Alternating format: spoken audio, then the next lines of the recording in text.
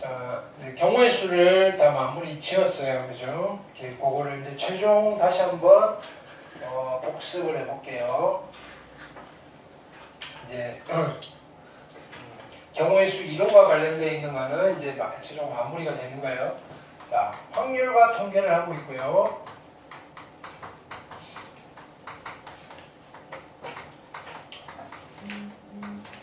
자, 얘는 크게 3개의 섹션으로 이루어져 있어요. 경우의 수를 하고 그 다음에 확률을 하는 거예요.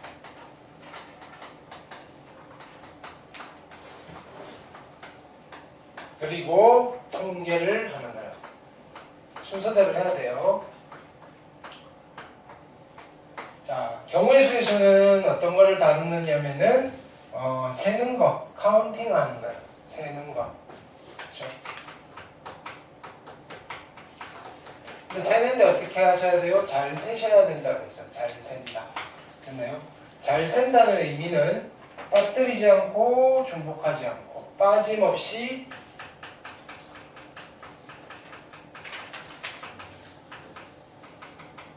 중복 없이 세는 게 핵심이다. 자, 만약에 빠뜨린 게 있으면 넣어줄 거고요. 중복된 게 있으면 됐나요? 이렇게 빼줄 거예요. 잠시만요.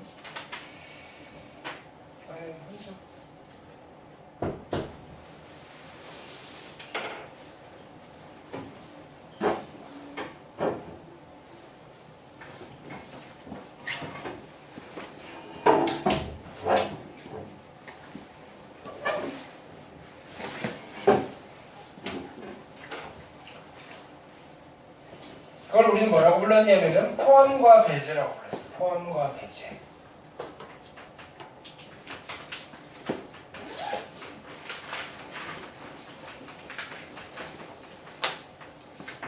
포함과 배제. 이렇게.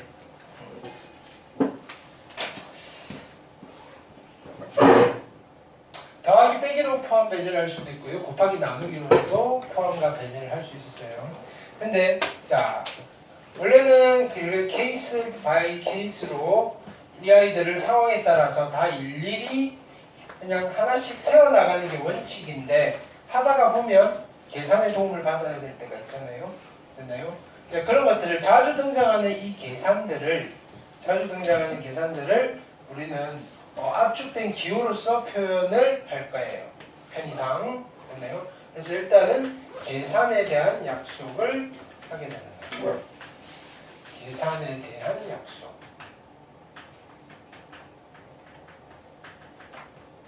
일종의 표기예요, 표기. 됐나요? 5가지 표기가 있었죠. 첫 번째, n 팩토리알, npr, ncr, npir, nhr 뭐 이런 것들이 있었어요. 됐나요? 그럼 이렇게 약속을 해놓고, 그렇지? 자, 이런 도구예요, 도구. 이런 도구들을 언제 어느 상황에서 쓰면 되는지에 대한 내용이 주된 내용이에요. 됐나요? 이런 도구들은 주로 언제 쓰느냐면요, 나열하는 상황과 뽑는 상황에서 주로 써요. 무언가를 나열하는 경우의 수를 카운팅하는 경우나 무언가를 뽑는 경우의 수를 그죠? 카운팅하는 경우에 우리는 저런 도구를 그죠? 편리하게 활용을 할 수 있어요. 이런 얘기예요. 네. 그러면 실질적으로 우리가 카운팅을 해야 될 때 됐나요? 여러분들이 나열하는 상황에 직면을 했다면 저런 도구를 적절하게 쓰셔도 괜찮아요. 뽑는 상황에 직면했다면 저런 도구를 적절하게 사용해도 괜찮아요. 또는요, 실제로는 나열이 아니고 실제로는 뽑는 게 아닌데 야, 이건 나열했다고 생각을 해도 괜찮잖아요. 뽑는다라고 생각을 해도 괜찮잖아요. 됐나요? 그렇게 관점을 전환을 해서 경우의 수를 카운팅할 수도 있다 이거예요. 그래서 연습을 하는 거예요. 자, 나열은 두 종류가 있었죠. 어떤 거 있었어요? 자, 서로 다른 N개를 일렬로 나열하는 경우의 수. 일렬로 나열하는 경우의 수.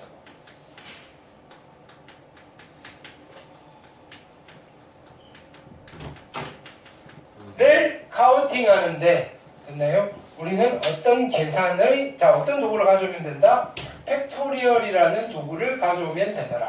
그래서 n 팩토리얼이라는 계산을 하면 되더라 이거예요. 됐나요? 그리고 우리는 얘를 이름 붙이기를 직순열 이렇게 이름을 붙였어요. 직순열. 됐나요? 반면에 서로 다른 n개를 원으로 나열하고 싶어요. 서로 다른 n개를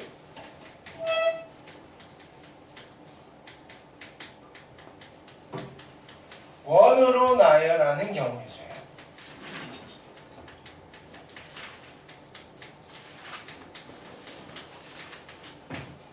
이때 원이라고 하면 어떤 의미를 가졌죠? 원이라고 하면 회전하여 일치하면 같은 것으로 봤어요. 회전하여 일치하면 같은 것으로.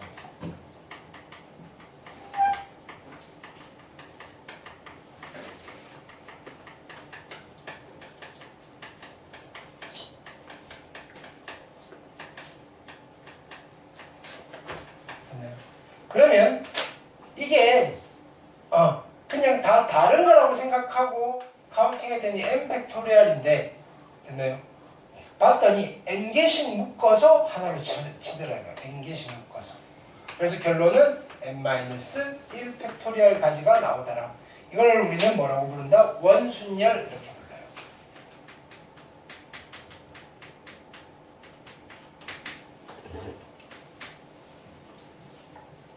됐죠?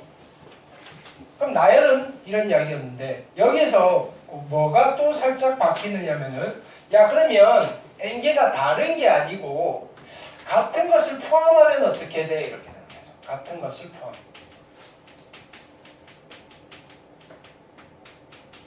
같은 게 좀 있으면 어떻게 해야 돼? 아 그러면 뭐 달라지는 거 같아지는 거 이런 거 가지고 포함과 배제를 하는 게 포함과 배제.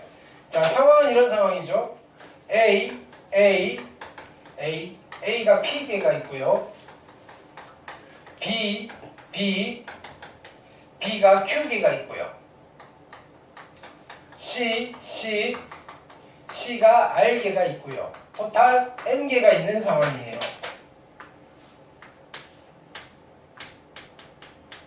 이 N개가 다 다르면 상관없는데 같은 게 몇 개씩 섞여져 있다 이거예요. 됐나요? 그러면 얘도 마찬가지 일렬로 나열할 수 있고요. 원으로 나열할 수 있어요. 그래서 얘가 다 다르다면 일렬로 나열하게 되면 n 팩토리얼이 나올 건데 얘네들끼리 자리 바꾼 거는 여기서는 다른 걸로 쳤는데 표가 안 나잖아요. 같은 거더라는 거예요. 그래서 p 팩토리얼 가지를 묶어서 하나로 치겠어요 이런 거예요. 됐나요? 마찬가지 q 팩토리얼 가지를 묶어서 하나로 치겠어요 이런 거예요. r 팩토리얼 가지를 묶어서 하나로 치겠어요 이런 거예요. 됐나요? 자 이런 게 포함과 배제예요. 묶어서 하나로 치는 거예요. 근데 묶어놓고 같은 걸로 봤더니 또 몇 가지는 다른 거예요 라고 하면 곱하기로 처리를 하면 된다고요. 원으로 나열한다고 했으면 다 다른 거라면 n-1 팩토리얼인데 얘도 p 팩토리얼 가지 묶어서 하나로 칠 거고요. q 팩토리얼 가지 묶어서 하나로 r 팩토리얼 가지 묶어서 하나로 치겠다 이거예요. 근데 우리 고등학교 과정에서는 같은 것을 포함하는 원은 잘은 안 나와요. 주로 일렬로 나열하는 것들이 나오시더라. 됐죠? 이런 걸 어떻게 활용하는 건지 뭐 이런 것들을 우리 과제로 많이 했고요. 자 다시 뽑기의 영역으로 와서 됐나요? 뽑는 것도 두 가지 액션이 있었다. 됐나요? 첫 번째는 이런 거 있었죠. 서로 다른 n개 중에서 R개를 뽑긴 뽑는데 서로 다른 R개를 뽑는 경우의 수. 서로 다른 알개를 뽑는 경우.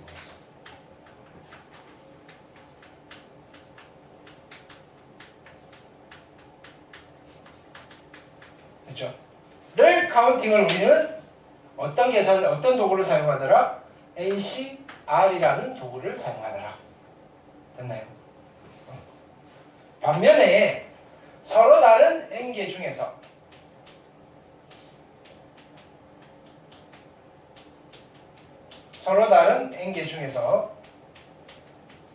됐나요? 다른 거 알개를 뽑는 게 아니라 뭐라고 이야기를 하냐면 중복 허용한다 그래요. 중복 허용하여 됐나요? 알개를 뽑는 경우의 수예요.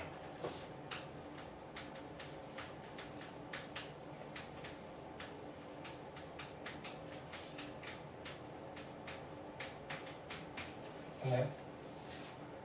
자, 이걸 카운팅할 때 계산의 도움을 우리는 어떤 도구를 가져서 받았다? NHR이라는 계산을 했습니다. 됐나요? 이때 이름 붙이기를 우리는 얘를 조합이라고 이름을 붙였고요. 얘를 중복조합 이렇게 이름을 붙였다. 그러니까 뽑기 액션과 관련된 이 두 가지 그죠? 큰 줄기가 있었다. 이때 자 NHR이라는 아이를 쓸 때는 조금 조심해서 쓰라고 했어요. 왜냐하면은 이 크기 순서로 앞에 올 거 뒤에 올 거가 구별이 안 되니까 여기에 방점은 뭐였어요? 내가 뽑아가는 거의 개수예요. 됐나요? 뽑는 것의 개수가 알개다. 몇 개를 뽑아가느냐 여기에 좀 방점을 두라 그랬어요. 자, 근데 이 NHR이라는 아이는 됐나요? 이런 의미도 가지고 있지만 가끔은 이런 의미로서 사용되기도 하더라. 그게 뭐예요?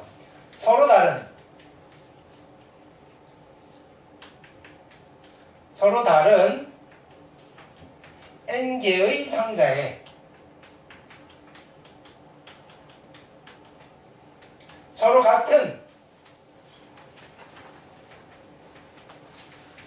알개의 구슬을 넣는 경우의 수. 단 빈 상자 있어도 괜찮아요. 빈 상자 가능. 한 경우의 수를 계산을 할 때도 이런 도구로 우리가 카운팅을 해도 괜찮더라 라는 걸 저기서 살펴봤다. 밑에도 마찬가지. n자리에 올 수 있는 게 누구냐면은 상자의 개수. 됐나요? r자리에 올 수 있는 게 구슬의 개수라고 기억하면서 우리는 소위 우리끼리 이름을 붙였죠. 상자 구슬법 이렇게. 됐나요? 근데 상자와 구슬이 중요한 게 아니라 상자의 성질이 중요한 거예요. 상자는 같은 거다 다른 거다. 상자는 다른 것이었고 다른 것의 개수. 구슬의 특징은요. 같은 것의 개수였다. 이걸 주의하시라고 했습니다. 됐나요? 이걸 우리는 중복조합이라고 했고요. 자, 그러면 원래는 나열하는 거 따로 뽑는 거 따로 액션이었는데 우리는 문제를 풀 때 이렇게 따로따로 푸시면 돼요. 근데요, 교재라든지 교과서에는 항상 요 두 개 중에서 특수한 어떤 액션들을 그죠? 묶어가지고 하나의 도구로 쓰게끔 또 설명이 되어 있어요. 우리가 그것도 알고는 있어야 되니까. 그래서 그게 뭐냐면 이런 거예요. 서로 다른 n개 중에서 서로 다른 알개를 뽑아서 일렬로 나열하는 경우의 수를 카운팅하고 싶어요. 일렬로 나열하는 경우의 수.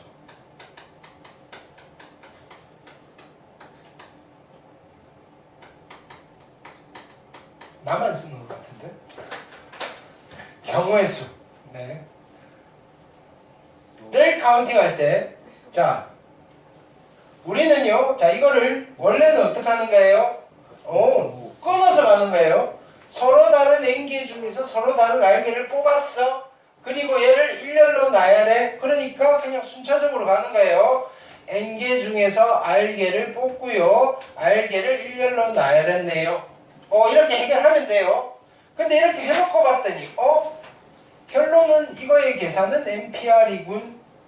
됐나요? 그렇지만 우리는 이런 상황에 대해서 NPR로 바로 가지 말라 그랬어요. 됐나요? 알아도 바로 가지 마세요. 왜냐면은 이게 그냥 뽑고 나서 일렬로 단순히 나열하는 것은 잘 안 나와요. 됐나요? 초보자들한테만 나오는 거지. 됐나요? 뽑고 나서 그 다음에 어떻게 나열하는지를 또 쳐다봐야만 하는 상황이에요. 그럼 이렇게 바로 쓸 수 없다고요. 얘가 바뀔 거지. 이해되셨죠? 뭐 묶어서 나열, 이웃하지 않게 나열, 뭐 등등등 이게 바뀔 거라고요. 근데 우리는 교재 같은 데서는 얘를 뭐라고 불러요? 순열이라고 불러요. 이렇게. 그러니까 순열이라는 이름에서. 근데 왜 얘가 먼저 나오느냐? NPR 계산이 더 쉽거든요. 솔직히 말하면 NCR보다는. 그래서 NPR에 대한 개념을 설명해 주려고 직관적으로 여러분들한테 이해를 돕기 위해서 이런 상황을 설정을 하는 거예요. 자, 이런 것도 있었죠. 서로 다른 n개 중에서 r개를 뽑는데 뭐라고 하냐면 중복 허용한대요. 중복 허용하여 r개를 뽑아서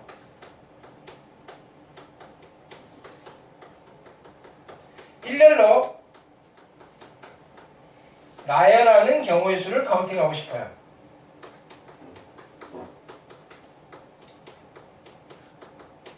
자, 구조적으로는 위에 거랑 라임을 좀 맞추면 서로 다른 n개 중에서 중복을 허용하여 r개를 뽑는 이 카테고리는 중복조합에 해당되는 카테고리고요. 일렬로 나열할 건데 얘는 중복 허용한다는 말은 중복을 안 했다면 일반적인 팩토리얼인데, 그죠? 직순열인데 중복이 들어가 있으면 어떻게 되는 거예요? 같은 것을 포함하는 직순열이 되는 거예요. 얘는 같은 것을 포함하는 순열의 카테고리가 되는 거예요. 그럼 우리가 이 구조대로 위에 것처럼 풀려면 좀 복잡해져요. 왜냐하면은 여기서 중복을 했는데 중복이 몇 개가 되어 있느냐에 따라서 나열하는 게 달라지니까요. 됐나요? 구조적으로는 그런 이야기이긴 하지만 실제로 풀 때는 어떻게 푼다 그랬어요? 얘는 읽어봤더니 빈칸 하나 만들어 놓고 몇 가지 올 수 있나 그거 고민하셔도 되고요. 아니면 물어보면 된다고 그랬어요. 누가 결정권을 갖는지. 됐나요? 선택권의 문제다. 됐나요? 그래서 누구한테 물어보고요. 몇 번을 물어보는지만 잘 판단하시면요. 어렵지 않게 해결을 했었다. 그렇게 계산을 했더니 대부분 결론이 뭐가 나왔다? n의 r제곱이 나오더라. 근데 이걸 봤더니 야 이거 그러면 n파이 r이라는 계산을 했겠군 이라고 체크를 하고 넘어가셔도 되고요. 됐나요? 아니면 우리는 n파이 r은 안 했을 거예요. 이게 얼마니라고 물어볼 때만 쓰지. 됐나요? 왜? 이게 더 직관적이라서. 근데 이게 더 마음에 드시면 쓰셔도 돼요. 됐나요? 뭐 과정은 상관없어요. 경우의 수는.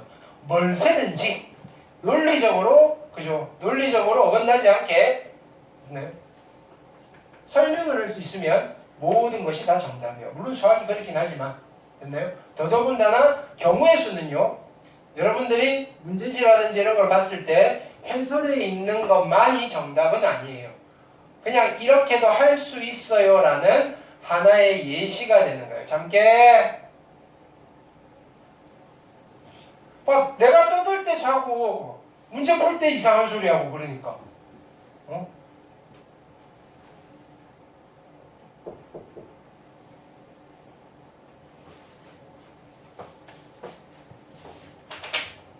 뭔가 가이드를 제시하기 위해서 열심히 나는 고민을 하고 설명을 하는데 그거 다 무시하고 안 듣고 너네 마음대로 풀 거면 수업을 해.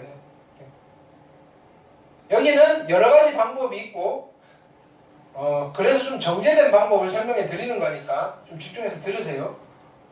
얘를 우리는 중복순열이라고 불러요. 까지 하면요. 자, 우리 요 단원에 해당되는 이론이, 근데 이론이 다 끝났다라고 해서 여러분들이 이게 마무리가 됐냐? 아니에요. 이거는 얘의 극히 일부분이에요. 이런 도구를 써야 되는 상황들인 거예요.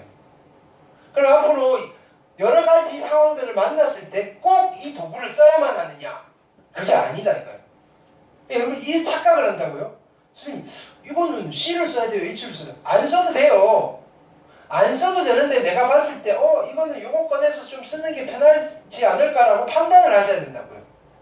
도구고요. 이런 상황에서 쓸 수 있고요. 연습을 했어요. 그러면 내가 부딪힌 상황이 요거는 요렇게 하고 얘는 나열한다라고 생각해 볼 수도 있으니까 나열할 때 쓰는 도구를 가져오시고요. 야 요거는 뽑는다라고 생각을 해도 괜찮잖아? 그럼 뽑는 도구를 가져오시고요. 됐나요? 필요에 의해서 적절하게. 되셨죠? 까지가 경우의 수 이론 파트는 끝이에요. 그럼 이제 확률로 넘어가야 되는데 넘어가기 전에 자 오늘 할 건 이거예요. 넘어가기 전에 야 잠깐만 하면서 누군가 하나 여기 꼽살이 껴 있어요.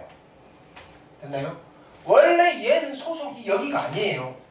얘 무시하고 진행해도 돼요. 근데요 그러면 얘가 갈 데가 없거든요. 뭐냐면은 다항식의 전개와 관련되어 있는 어떤 이론이 하나 있어요. 다항식의 전개. 근데 실은 얘의 소속은 어디냐면 고등학교 1학년 첫 단원이에요. 다항식 단원. 얘는 거기서 놀아야 돼요. 거기서 놀아야 되는데 됐나요? 거기서 놀기는 얘가 레벨이 좀 높아요. 레벨이 높다는 거라기보다는 거기서 고1들한테 얘가 와서 뭐라고 하기에는 됐나요? 교육 과정상 고1들이 아는 게 없어요. 그 아는 게 뭐냐면 C를 좀 알아야 되는데 됐나요? 컨비네이션을 언제 배우냐면 고1 제일 마지막에 배우거든요. 근데 다항식의 단어는 맨 첫 번째 단원이거든요. 그래서 얘가 그쪽에 있으면요 됐나요? 대단히 거북스러운 상황이 생기는 거예요. 원래 소속은 그건데. 그래서 다항식 팀에서 야 너 좀 빠져있어. 딴 데서 놀면 안 돼? 이렇게 된 거예요. 됐나요? 그래서 딴 데서 놀면 안 돼라고 했을 때 얘가 갈만한 데가 어디냐면 자기는 C를 아는 아이들이 해야 되는 거예요. 컨비네이션을. 됐나요? 그래서 어디 딱 하는 야 요거 끝날 때쯤 되면서 내가 막간 타임으로 잠깐만 자리를 좀 내어주세요라고 하면서 들어가 있는 거예요. 확률과 통계. 됐나요? 이건 우리 수학 교과서에서만 그런 게 아니고요. 됐나요? 실은 이제 그렇게 지내다 보니까 됐나요? 원래 소속은 아닌데 그냥 한 식구처럼 되어버린 거예요. 됐나요? 맨날 여기 와 있거든요. 얘는. 우리 식구는 아닌데 맨날 같이 살고 있거든요. 혈연은 아니나 그쵸? 항상 동거하는 그런 관계. 되셨나요? 자, 그래서 여기 볼게요. 오늘 할 거는 이제 새로운 챕터예요. 다항식의 전개예요. 다항식의 전개. 우리가 다항식을 한번 전개를 해볼까요? 됐나요? 첫 번째 정의예요. 정의. 잘 따라오셔야 돼요. 됐나요? 이거 여러분들이 그냥 책 보고 하려면 그냥 단순 암기밖에 안 돼요. 이거 외워서는요. 그냥 외워서 적용하기에는 됐나요? 감이 안 와요. 감이. 됐나요? 스토리를 좀 알면요. 그러니까 스토리는 한 번만 들으면 되잖아요. 아 이렇구나. 자, 다항식의 전개니까 이런 걸 전개해 볼게요. A 플러스 B의 1제곱을 전개하면 어떻게 돼요? A 플러스 B의 1제곱을 전개하면 A 플러스 B예요. 그렇죠? 그러면 A 플러스 B의 제곱을 전개하면 어떻게 돼요? A제곱 플러스 2AB 플러스 B제곱이에요. 할 수 있죠, 그죠? A 플러스 B의 세제곱을 전개하면 어떻게 돼요? A 세제곱 플러스 3의 A제곱의 B 플러스 3의 AB의 제곱 플러스 B의 세제곱이에요. 자, A 플러스 B의 4제곱도 전개할 수 있잖아요. 됐나요? 이거 전개하면 어떻게 돼요? 다 알죠? 그죠? A 4제곱에 플러스 4의 A 세제곱에 B 플러스 6의 A 제곱에 B 제곱 플러스 4의 AB의 세제곱 플러스 B의 4제곱이잖아요. 됐나요? 자, a 플러스 b의 5제곱도 전개할 수 있잖아요. 됐나요? 불러보세요. a의 5제곱이고요. 플러스 5의 a의 4제곱의 b고요. 플러스 10의 a의 세제곱의 b의 제곱이고요. 플러스 10의 a의 제곱의 b의 세제곱이고요. 플러스 5의 ab의 4제곱이고요. 플러스 b의 5제곱이에요. 하실 수 있잖아요. 오늘 10제곱까지만 할까요? 아니요.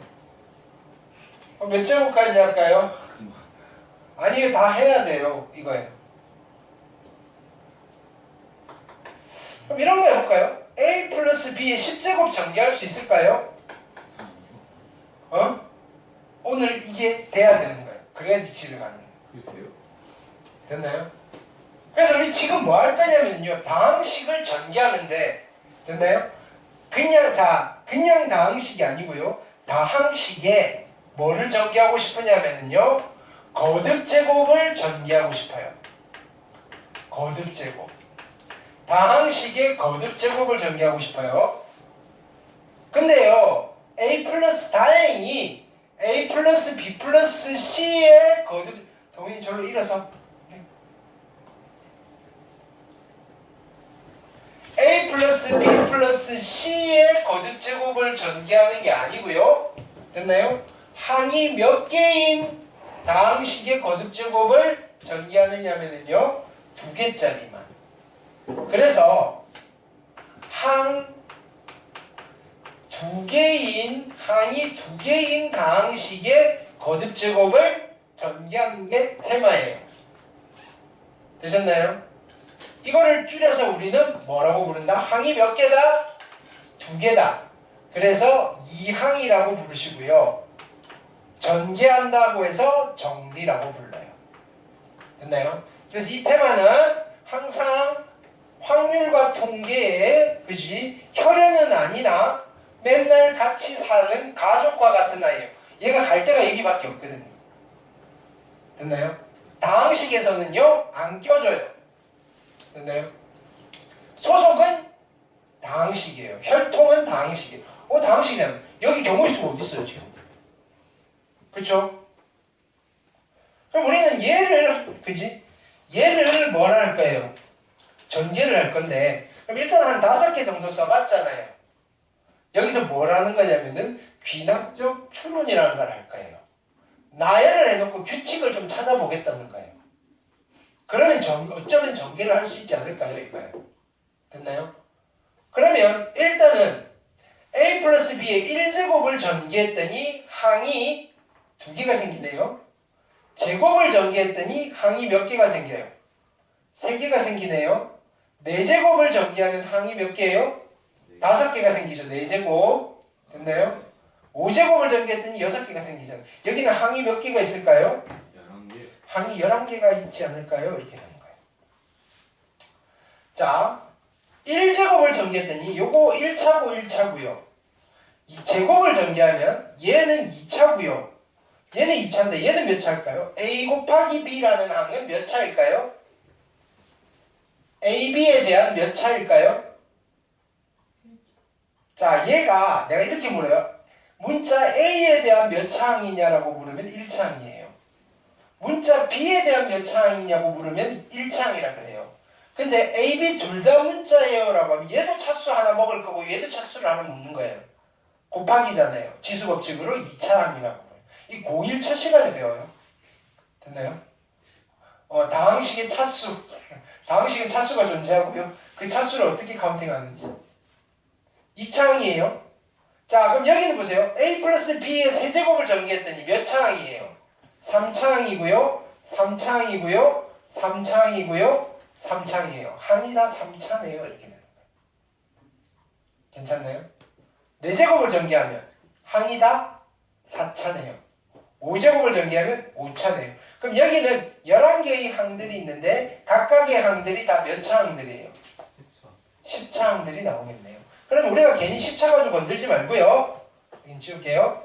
자, 일반화를 시켜서 정리를 해놓고 저기서 마무리로 10제곱의 거듭제곱을 전개해 볼게요.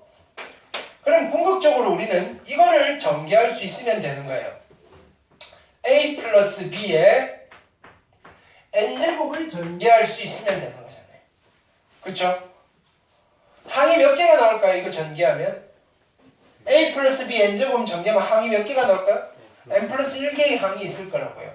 근데요, 이 n 플러스 1개의 항은 다 만들 수 있잖아요.